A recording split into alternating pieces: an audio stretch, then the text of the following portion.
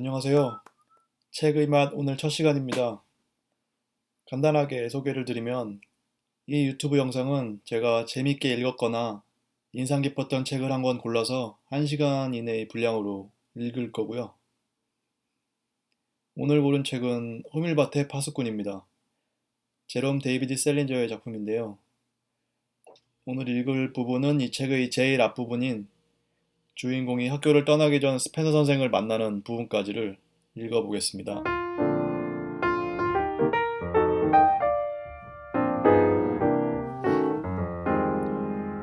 정말 이야기를 꼭 듣고 싶다면 아마도 제일 먼저 듣고 싶은 이야기는 내가 어디서 태어나서 아름답지 못한 나의 소년 시절을 어떻게 보냈으며 또 내가 태어나기 전 우리 부모의 직업은 무엇이었는가 하는 따위의, 그러니까 데이비드 카퍼필드식의 시시껄렁한 이야기일 것이다. 그러나 사실을 말하자면 나로서도 그런 이야기를 늘어놓고 싶지는 않다. 첫째, 그런 시시한 이야기는 딱 질색일 뿐만 아니라 둘째로 내가 우리 부모들의 신상 이야기를 한다면 두 분이 다 같이 뇌일열을 2번씩 일으키고 말 것이기 때문이다. 우리 부모들은 그런 이야기에는 매우 예민한 데다가 성미도 급하다. 특히 나의 아버지는 더하다. 두 분은 모두 더할 나위 없이 훌륭한 분들이다. 아니, 나는 그런 말을 하려는 것이 아니다. 하지만 그분들은 지독히 신경이 날카로운 면도 있다. 그건 그렇고 지금 나는 따분한 나의 자서전을 이야기하려는 것이 아니다. 다만 지난해 크리스마스 무렵 갑자기 건강에 이상이 생겨 이곳에 나와 요양을 하지 않으면 안 되었는데 그 얼마 전에 일어났던 미치광이 같은 나의 신변 이야기를 하려는 참이다. 그러니까 그 이야기는 DB에게 벌써 털어놓았던 이야기다. DB는 다름 아닌 나의 형을 두고 말하는 것인데 그는 지금 헐리우드에 가 있다. 헐리우드는 이 지저분한 마을에서 그다지 멀지 않다. 그래서 형은 사실상 주말마다 이곳으로 나를 찾아와 준다. 아마 다음 달에 내가 이곳을 떠나 집에 돌아가게 될 때도 형은 차를 몰고 와서 나를 집에까지 데려다 줄 것이다. 형에게는 자가차가 있는데 그것은 시속 200마일가량 달릴 수 있는 영국제 소형차이다. 4,000달러씩이나 주고 산 차다. 형은 꽤 많은 돈을 가지고 있다. 전에는 그렇지 않았는데. 예전에 집에 있었을 때에는 진정한 작가였다. 비밀 금붕어라는 제목이 붙은 굉장한 단편집을 출간한 적이 있는데 아마 들어보지도 못했을 것이다. 그 단편집에서 제일 잘된 것이 비밀 금붕어인데 그것은 자기 돈으로 산 금붕어라고 해서 아무에게도 보여주지 않는 어느 꼬마에 대한 이야기였다. 그 이야기는 나를 끌어당겼다. 이제 형 디비는 변절하여 할리우드에 나가 있다. 내가 싫어하는 게 꼭 한 가지 있는데 그것은 영화라는 것이다. 내 앞에서는 영화 이야기 따위는 꺼내지 말아 주길 바란다. 어디서부터 이야기를 시작하면 좋을지 모르겠지만 내가 펜시 고등학교를 그만둔 날부터 이야기를 해야겠다.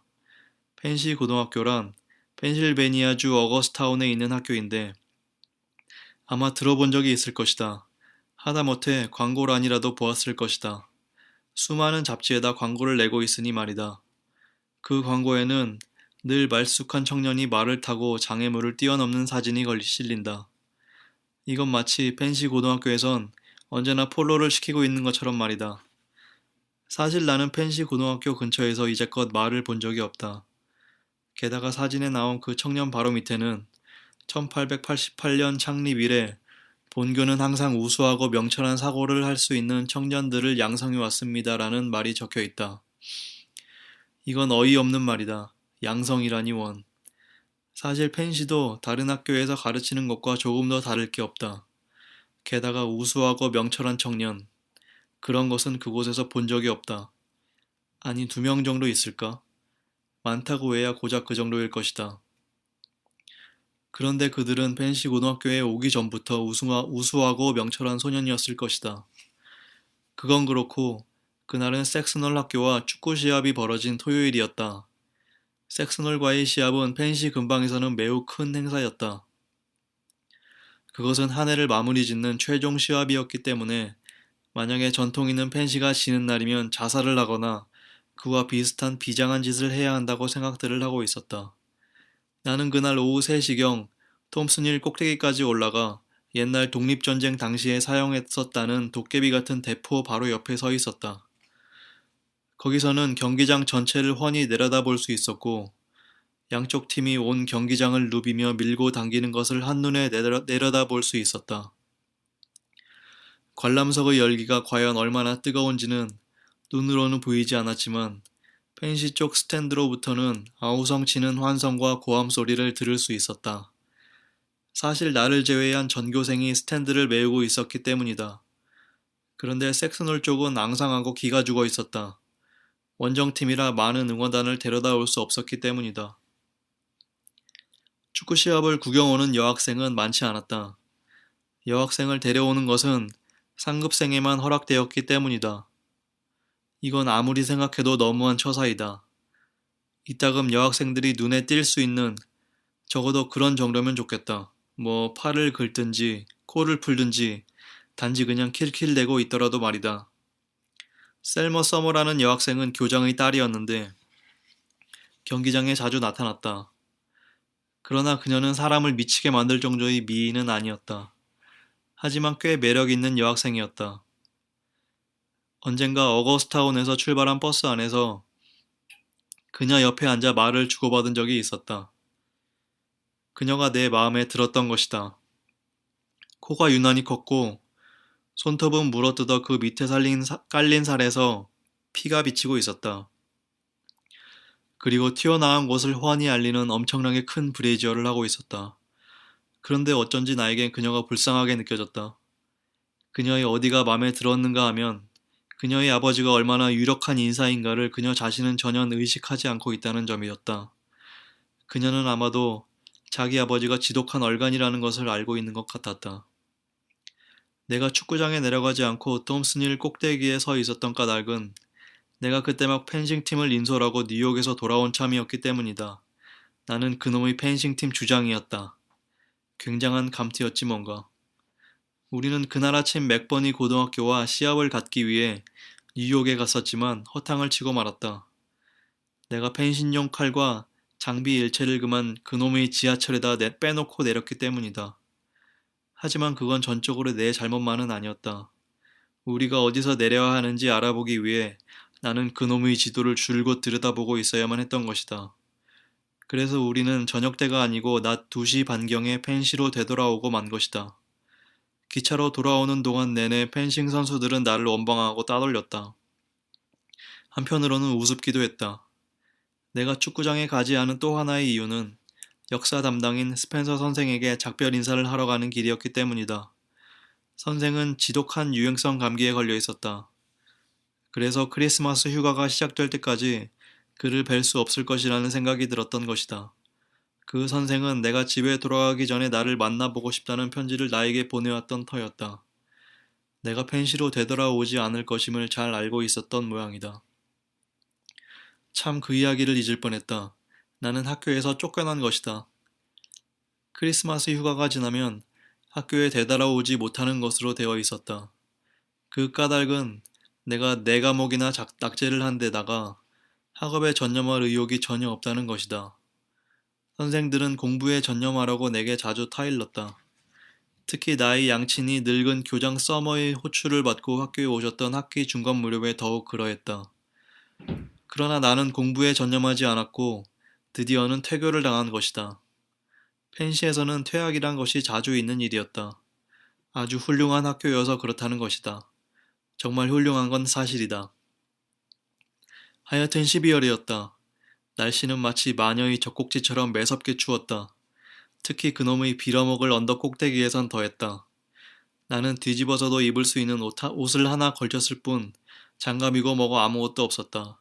그 전주일에 어떤 놈이 내 방에서 내 낙타 털 외투를 훔쳐갔기 때문이다. 그 주머니 속에 털가죽으로 만든 장갑도 들어있었다. 펜시 고등학교에는 협잡꾼들이 우글거렸다. 많은 수의 학생이 부잣집 아들들이었는데도 사기꾼들로 우글거렸다. 학비가 많이 드는 학교일수록 사기꾼들이 더 많은 법이다. 이건 농담이 아니다. 어쨌든 나는 그 바보 같은 대포 옆에 줄곧 서서 꽁꽁 언 채로 시합을 바라보고 있었다. 그렇다고 시합을 그다지 열심히 관람한 것도 아니다. 내가 그곳에서 서성거린 까닭은 무언가 석별의 정을 느껴보고 싶었기 때문이다. 나는 여태까지 학교와 어떤 장소를 떠나고 있다는 것조차 느끼지 못한 채 떠났었다. 그것이 싫다. 비록 슬픈 이별이든 언짢은 이별이든 상관없이 내가 어떤 장소를 떠날 때는 그 떠난다는 사실을 알고 싶다는 말이다. 그것을 느끼지 못하는 사람은 더욱 한심한 존재이다. 그런데 다행이었다.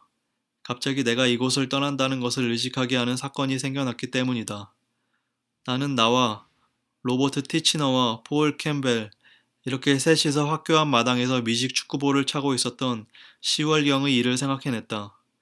그 애들은 저녁 식사 직전이고 점점 어두워 가는데도 우리는 계속 공을 차고 있었다. 점점 더 어두워져 우리는 거의 공을 볼 수 없게 되었다. 그런데 멈추지 않으면 안 될 일이 생겼다.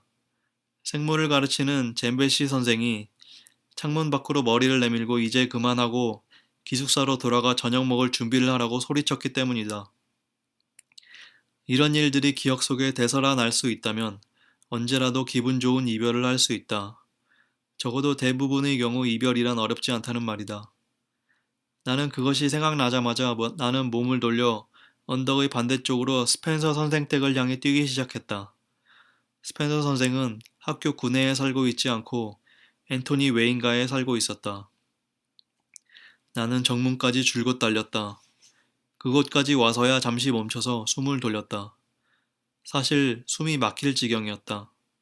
그 한 가지 이유가 있는데 그것은 내가 담배를 지독히 피웠기 때문이다. 모두 옛날 이야기지만 지금은 금연을 강요당하고 있는 중이다. 또 한 가지 이유가 있다면 내가 작년에 6인치 반이나 더 자랐기 때문이다. 그래서 폐병에 걸리게 되었고 또 이런 곳에 내려와 진찰이니 검사니 하는 것을 받게 되었던 것이다. 그러나 지금은 건강이 많이 회복되었다. 하여튼 나는 숨을 돌리기가 무섭게 204국도를 달려 건너갔다. 지독하게 추웠다. 하마터면 넘어질 뻔까지 했다. 그런데 도대체 무엇 때문에 이렇게 달리고 있는지 나도 잘 몰랐다. 아마 달리는 게 좋았던 모양이다. 국도를 건너자 내가 이대로 사라지는 게 아닌가 하는 느낌이 들었다. 이건 정말 미치광이 같은 오후였다. 무섭게 추운 데다 햇볕조차 보이지 않았다. 그래서 길을 건널 때마다 흡사 사라져가는 기분이었다. 그러다가 스펜서 선생 댁에 닿기가 무섭게 나는 초인종을 세차게 눌렀다. 온몸이 꽁꽁 얼어 있었다. 귀는 아리고 손가락은 전혀 움직일 수가 없었다. 빨리빨리 누구든 나와 문 좀 열어주세요 하고 나는 목전껏 소리 지를 뻔했다. 마침내 스펜서 부인이 문을 열었다. 선생의 집엔 하년이 뭐니 하는 것이 없었기 때문에 언제나 선생이나 부인이 문을 열어주게 되어 있었다. 그들에겐 돈푼이란 것이 많지 않았다. 홀든, 스펜서 부인이 말했다. 참 잘 왔어요. 자, 어서 들어와요. 설마 얼어 죽은 것은 아니겠지? 부인은 내가 온 것을 기뻐하고 있다는 생각이 들었다. 그녀는 나를 좋아했다. 적어도 내게 호감을 갖고 있다고 나는 생각하고 있었다. 나는 급히 집 안으로 들어갔다. 사모님 안녕하세요. 선생님도 안녕하십니까? 하고 내가 말했다. 내가 외투를 벗겨줄까? 부인은 선생님 안녕하시냐는 나의 질문을 듣지 못한 채 그렇게 말했다. 그녀는 가는 귀가 먹어 있었다. 부인이 내 외투를 현관 옷걸이에 걸어 주었을 때 나는 손으로 머리칼을 쓰다듬고 있었다.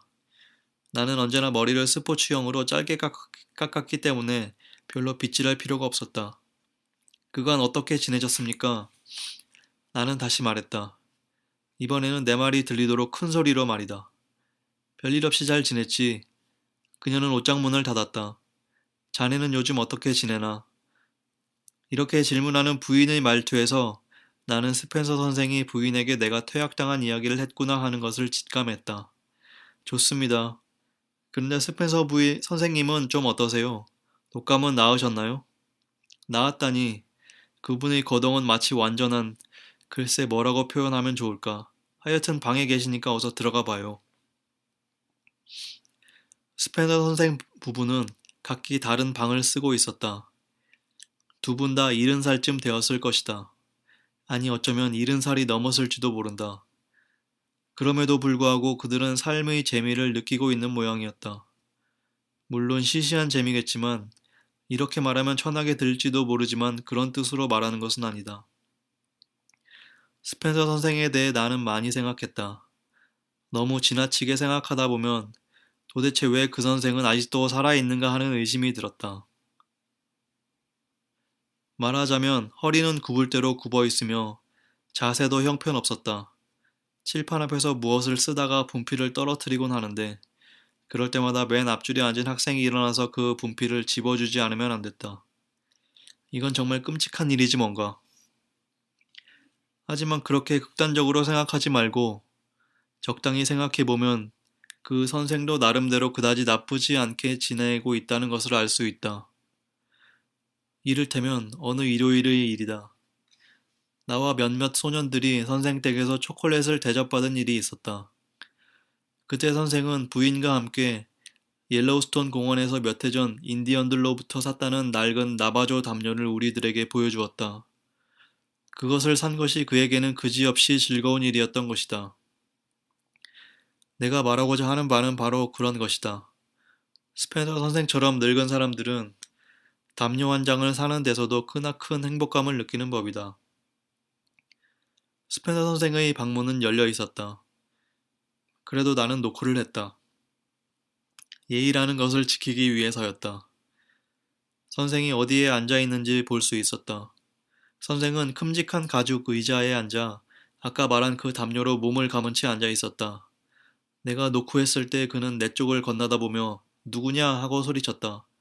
코울필드냐? 들어와. 이분은 언제나 소리를 지르는 것이 버릇이다. 교실 밖에서도 마찬가지이다. 때로 그 소리에 신경이 거슬릴 때가 있었다. 방 안에 들어서는 순간 오지 말 거라는 후회가 나를 엄습했다. 그는 어틀랜틱이라는 월간지를 읽고 있었는데 사방에는 알약과 가루약이 흩어져 있어 모든 것이 빅스의 코감기약 같은 냄새를 풍기고 있었다. 아주 기가 꺾이고 말았다. 여하튼 나는 병자를 그다지 좋아하지 않았다. 그런데 이때 선생은 마치 태어났을 때부터 걸친 것이 아닌가 하고 생각될 정도로 매우 초라하고도 낡은 목욕 가운을 걸치고 있어서 더욱더 나의 기분을 침울하게 했다. 늙은이들이 파자마나 목욕 가운 것 같은 것을 걸친 모습은 딱 질색이다. 울퉁불퉁한 가슴, 노쇠한 가슴이 드러나 보이기 때문이다. 또한 그네들의 다리도 그렇다. 늙은이의 다리는 바닷가 같은 데서 보면 언제나 하얗고 털이 하나도 없다. 안녕하세요 하고 내가 말했다. 편지를 받았습니다. 고마웠습니다. 선생은 내가 학교에 돌아오지 않을 것이기 때문에 긴 휴가가 시작되기 전에 작별차 잠깐 집에 들러달라는 전가를 내게 보냈었다. 일부러 편지까지 보내실 필요는 없었어요. 그러지 않으셨어도 뵙고 가려고 생각하고 있었습니다. 자, 거기 앉아. 스페너 선생이 말했다. 침대를 말한 것이었다. 나는 그 침대에 앉았다. 선생님, 감기는 좀 어떻습니까? 좀 나으면 의사를 불러야겠어 하고 그는 말했다. 그런데 그 말이 아주 마음에 든 모양이다. 그리고는, 그리고는 그는 미치광이처럼 웃기 시작했다. 그러더니 마침내 몸을 똑바로 일으키고는 왜 운동장에 가지 않았지? 오늘은 큰 경기가 있는 줄 알았는데 하고 물었다. 그래요. 그래서 거기에 갔었습니다. 오늘 펜싱팀과 함께 뉴욕에 갔다가 방금 돌아왔어요. 내가 말했다. 선생의 침대는 바위처럼 단단했다. 선생은 갑자기 엄한 얼굴로 표정을 바꾸었다. 그렇게 될 것을 미리부터 알고 있었다. 그래, 학교를 그만둔단 말이지? 그가 말했다. 네, 그렇게 될 겁니다.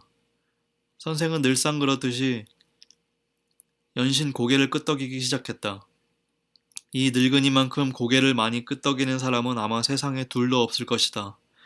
그가 그렇게 요란하게 끄덕이고 있는 것이 열심히 사색하기 때문인지 아니면 엉덩이와 팔꿈치를 구별할 수 없을 만큼 늙었기 때문인지 알 수 없었다. 그래, 서머 교장은 뭐라고 하시더냐? 자네에게 여러 가지 얘기를 했을 텐데. 네, 한참 이야기했습니다. 정말 오랫동안 이야기했습니다. 2시간 동안 교장실에 있었을 겁니다. 뭐라고 하시더냐? 저 인생이란 경기라고 하셨어요. 그러니까 규칙에 따라 하지 않으면 안 된다고 말씀하시더군요. 꽤 부드럽게 대해주셨습니다. 말하자면 성을 내거나 역정을 내시지 않았다는 뜻입니다. 인생이란 경기일 뿐이라는 말씀만 계속하셨습니다. 그럼 인생은 경기야.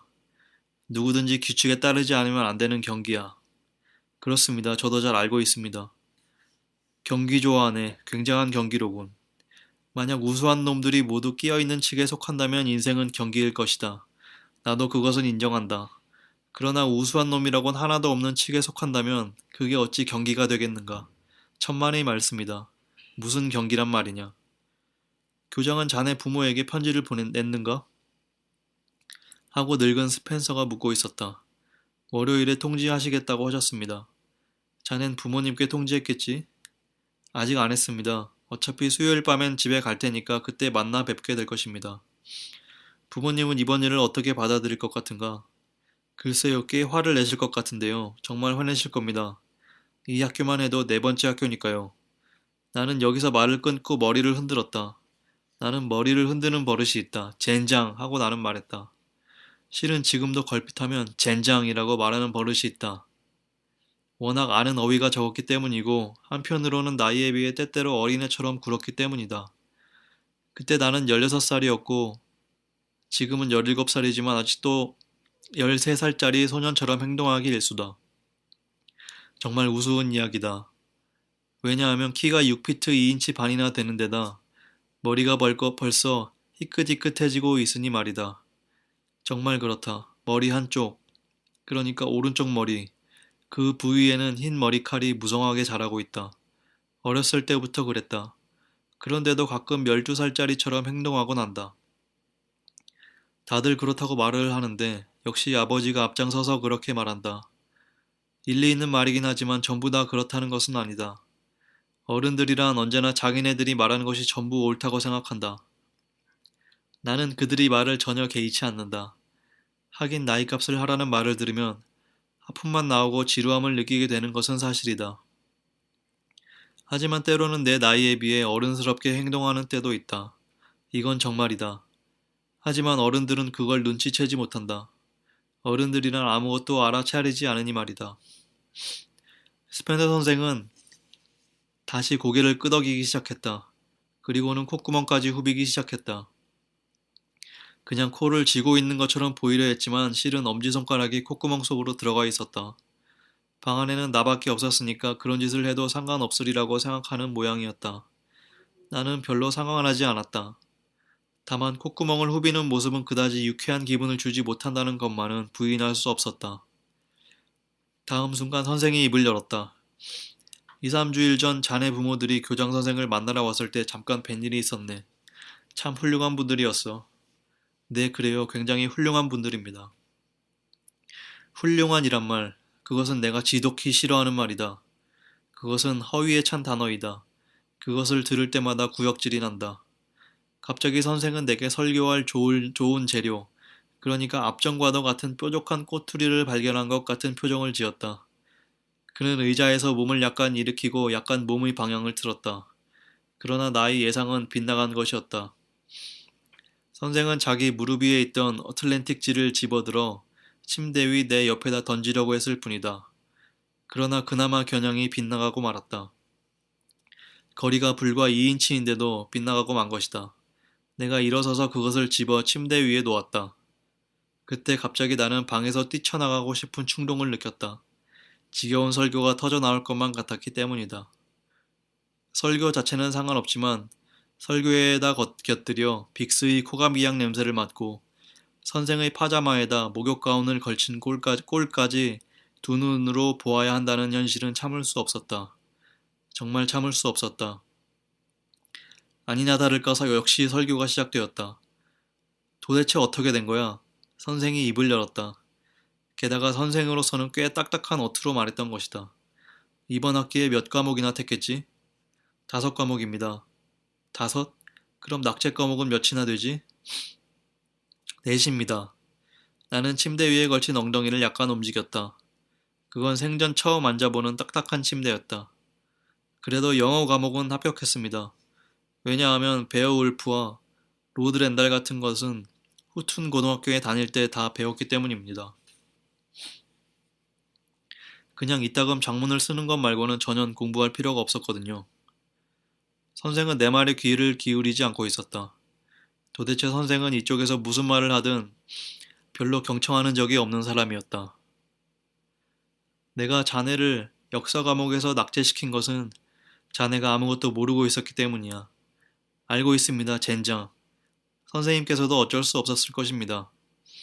아는 것이 전혀 없으니 하고 선생은 되풀이했다. 그처럼 되풀이하니 사람이 미칠 것만 같았다. 이쪽에서 먼저 그렇다고 인정했는데도 그처럼 다시 말을 되풀이하다니. 그런데 선생은 3번이나 되풀이한 것이다. 아는 것이 전혀 없었어. 학기 내내 교과서를 단 한 번이라도 펼쳐보았는지가 의심스럽더군. 어디 바른 대로 말해봐. 글쎄요, 한두어 번 대충 훑어보았습니다. 하고 나는 대답했다. 나는 그의 감정을 상하게 하고 싶지 않았다. 그는 역사에 미친 사람이었으니까. 뭐, 대충 훑었다고? 선생이 말했다. 극히 비꼬는 듯한 말투였다. 자네의 그 답안지는 저 장 위에 놓여있네. 답안지 다발 맨 위에 있어. 이리 좀 가져와봐. 정말 치사한 수작이라고 생각했지만 나는 일어나 그쪽으로 가서는 그것을 선생에게로 가지고 갔다. 사실 그렇게 할 수밖에 별 도리가 없었다. 그런 다음 나는 다시 그 시멘트 바닥 같은 침대 위에 걸터 앉았다. 작별 인사를 드리러 온 것이 얼마나 후회스러웠던지 감히 상상할 수도 없을 것이다. 선생은 그 답안지를 마치 더러운 똥이라도 만지듯 다루었다. 우리는 11월 4일부터 12월 2일까지 수업 시간에 이집트인을 공부했었지. 자네는 자유논문 문제에서 이집트인을 주제로 택했었더군. 그런데 무슨 말을 하고 있는지 어디 한번 들어보겠나? 아니, 괜찮습니다. 나의 대답에 개의치 않고 선생은 읽고 있었다.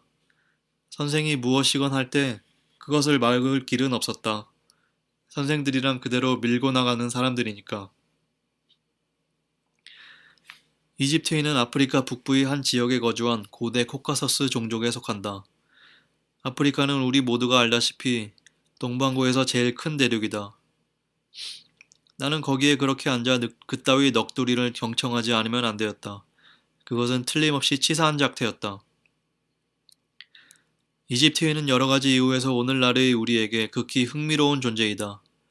그들이 죽은 사람의 얼굴이 수십 세기가 지나도 썩지 않게끔 어떤 재료를 써서 시체들을 감쌌는지 현대 과학조차도 알고 싶어 하는 것이다. 이 흥미로운 수수께끼는 20세기의 현대 과학에 대한 도전으로 남아있다. 선생은 읽기를 중단하고 나의 답안지를 아래에 내려놓았다. 나는 왠지 모르게 선생이 밉살스럽게 보이기 시작했다. 자네가 쓴 소위 논문이란 것은 여기서 끝나고 있군. 이건 정말 빈정대는 말투였다. 그런데 맨 끝에다 나에게 전하는 글어를 남겼더군 그래. 저도 알고 있습니다. 하고 나는 말했다. 내가 그렇게 황급히 말한 까닭은 선생이 그것을 소리내어 읽지 못하도록 하고 싶었기 때문이다. 그런데 그만두기 할 재간이 없었다. 선생은 마치 폭죽처럼 흥분해 있었으니 말이다. 스펜서 선생님 전. 선생은 큰 소리로 읽기 시작했다. 제가 이집트에 대해 알고 있는 것은 이것이 전부입니다. 선생님의 강의는 매우 재미있었지만 저는 이집트인에게 그다지 큰 관심을 가질 수 없었습니다. 선생님께서 저에게 낙제점을 주셔도 괜찮습니다. 하긴 영어 외엔 모두 낙제점을 받고 있으니까요. 이만 줄이겠습니다. 홀든 콜필드. 선생은 나의 답안지를 내려놓고 마치 탁구 같은 경기에서 나를 무참히 패배시키기나 한 것처럼 나를 바라보았다. 그런 엉터리 같은 넋두리를 큰 소리로 읊어대다니 나로서도 그를 절대로 용서하지 않을 것이다. 만일 선생이 그런 것을 썼다 해도 나 같으면 절대로 그렇게 소리내어 읽지는 않았을 것이다. 정말이지 절대로 읽지 않았을 것이다. 내가 그놈의 글을 쓴 것은 무엇보다 선생이 나를 낙제시키면서도 그다지 언짢은 기분을 갖지 않도록 해주기 위해서였다. 낙제점을 준 것에 대해 원망하나 자네? 하고 선생이 물었다. 천만의 말씀입니다. 그럴 리가 있겠습니까? 이렇게 말하면서 나는 아까부터 줄곧 선생이 나더러 자네라고 부르는 것을 그만해 주었으면 하고 말았다. 선생은 나의 답안지에 대한 볼일을 마치자 그것을 침대 위로 던지려 했다. 그러나 이번에도 물론 실패로 끝났다. 그래서 나는 다시 일어나서 그것을 집어 올려 어틀랜틱지 위에 다시 올려놔야 했다. 그러나 2분마다 이 짓을 해야 하다니 견딜 수가 없었다. 자네가 내 입장이라면 어떻게 했었겠나? 정직하게 말해봐. 하고 선생이 말했다. 하여튼 선생은 나를 낙제시킨 것에 대해 언짢게 느끼고 있는 것만은 확실했다. 그래서 나는 잠시 허튼 소리를 짓거렸다. 나는 정말 천지 바보니 뭐니 하는 식의 말을 늘어놓았던 것이다. 내가 선생의 입장이었어도 선생처럼 행동했을 것이고, 교사라는 직업이 얼마나 힘든 것인지 대부분의 사람들은 모르고 있다느니 하는 따위의 말을 늘어놓았다. 정말 되먹지 않은 이야기였다. 모두 허튼 짓거리였다. 그런데 우습게도 그런 허튼 소리를 짓거리고 있는 동안에도 나의 머릿속 안에는 다른 생각들로 가득 차 있었다. 나의 거주지는 뉴욕이다. 그 때문이어서인지 나는 센트럴파크의 남단에 있는 연못을 생각하고 있었다. 내가 집에 돌아갈 무렵에는 그 연못이 얼어붙어 있지는 않을까. 만일 얼어붙었다면 또 우리들은 어디로 갔을까? 누군가 트럭을 몰고 와서 그것들을 동물원 같은 곳으로 실어가지는 않았을까? 아니면 그냥 날아가 버리지는 않았을까? 그런 상황에도 불구하고 나는 운이 좋은 편이다. 선생에게 허튼 소리를 짓거리면서도 동시에 우리를 생각할 수 있었으니 말이다. 우스운 일이다. 선생에게 이야기할 때에는 생각을 집중시킬 필요가 없다. 그러나 내가 허튼 소리를 늘어놓는 동안 스펜서 선생은 갑자기 내 말을 가로막았다. 이번 일을 자네는 어떻게 생각하고 있나? 그게 알고 싶군. 그래. 몹시 말일세. 이번 일이라뇨. 펜시에서 쫓겨난 일 말입니까? 그렇게 되물으면서도 그놈의 뼈만 앙상한 가슴을 감추어 주었으면 하고 바랐다. 그다지 아름다운 광경이 아니었기 때문이었다. 내가 만일 틀리지 않았다면 자네는 후튼스쿨에서나 엘크튼 힐즈에서도 무슨 문제가 있었을 텐데. 이번에는 빈정대는 어조는 아니었지만 역시 야비한 말투였다. 엘크튼 힐즈에서는 별 문제가 없었습니다. 내쫓기거나 그런 일이 아니었습니다. 제가 그만둔 것이었습니다. 왜 그만두었지? 왜냐고요? 그건 사연이 긴 이야기입니다. 꽤 복잡한 이야기라는 뜻입니다. 나는 선생을 상대로 모든 것을 이야기할 기분이 나지 않았다. 선생은 이해하지 못할 것이고, 게다가 선생하고는 아무 관계가 없으니 말이다. 내가 엘크턴 힐즈를 그만둔 가장 큰 이유는 그곳에는 엉터리 같은 놈들만 우글대고 있었기 때문이다. 다만 그뿐이다. 정말 우글대고 있었다. 예를 들면 하즈라는 교장이 있었는데 이 교장은 내가 이 세상에서 만난 최대의 엉터리였다. 서머 교장보다 몇십 배나 더한 얼간이었다. 예컨대 일요일이 되어 학부모들이 차를 몰고 학교를 찾아오면 하지 교장은 일일이 약수를 하며 돌아다녔다. 그는 지독히 상냥하게 굴었다. 하긴 간혹 우습게 보이는 학부모들에겐 그러지도 않았지만 우리 반 친구의 부모와 악수하는 꼴은 정말 모두들 보았어야 했다. 말하자면 어떤 학생의 어머니가 뚱뚱하거나 못생긴 여자일 경우 혹은 학생의 아버지가 걸친 양복이 어깨가 넓은 구형이거나 남루하고 게다가 검고 흰 줄무늬가 들어있는 구두를 신고 있을 경우 그 교장은 간단한 악수를 하고는 억지 웃음을 던진 채 그냥 지나가 버린다. 그리고는 다른 학부모들에게 옮겨가 무려 반 시간 정도나 짓거리곤 했다. 그건 눈뜨고 볼 수 없는 광경이다. 그 생각만 해도 나는 미칠 지경이다. 그런 꼴을 보면 정말 구역질이 날 정도이다. 그때 스펜서 선생이 나에게 무언가 묻고 있었다. 그러나 나는 그 말을 미처 알아듣지 못했다. 나는 하즈 교장에 대한 생각에 열중하고 있었기 때문이다. 무슨 말씀하셨습니까? 하고 내가 되물었다. 이 학교를 떠나는 데 대해 어떤 불안 같은 것을 느끼지 않나? 몇 가지 불안을 느끼고 있긴 합니다. 그러나 대수롭지 않습니다. 아직은 그렇습니다. 아직 실감이 나지 않는다는 뜻입니다. 좀 시간이 지나야 실감이 날 겁니다. 현재로서는 수요일에 집에 간다는 생각뿐입니다. 저는 워낙 바보니까요. 자네의 장래에 대해 전혀 걱정되지 않는단 말인가? 물론 장래에 대해서는 조금 걱정이 되기도 합니다. 아니, 틀림없이 하고 있습니다. 나는 잠시 장래에 대해 생각했다. 그러나 그다지 심각하게는 생각하고 있지 않습니다. 대단치 않다고 생각합니다. 장차 걱정하게 될 거야. 스펜서 선생이 말했다. 걱정하게 될 거라니까. 그러나 그땐 이미 늦어 있을 거야. 그런 말을 듣는 것은 아주 싫었다. 마치 죽어 시체가 된 것 같은 기분이 들었다. 기가 죽으면서 침통한 기분이 들었다. 아마 걱정하게 되겠지요. 하고 나도 수긍했다. 자네 머릿속에 분별이란 것을 넣어주고 싶구먼. 난 자네를 도와주고 싶어. 될 수 있으면 자네를 도우려고 하고 있는 거야. 그것은 사실이었다. 거짓이 아니라는 것을 알 수 있었다. 그러나 우리는 너무나 양극단에 서 있었다. 그것이 문제였다. 알고 있습니다. 그래서 매우 감사하게 생각하고 있습니다. 농담이 아닙니다. 진심으로 고맙게 생각합니다. 나는 침대에서 몸을 일으켰다. 10분만 더 앉아있다면 꼭 죽을 것만 같았다. 저 이만 가보겠습니다. 집에 가지고 갈 장비를 체육관에 두고 왔거든요. 선생은 내 얼굴을 쳐다보며 다시 고개를 끄덕이기 시작했다. 심각한 얼굴이었다.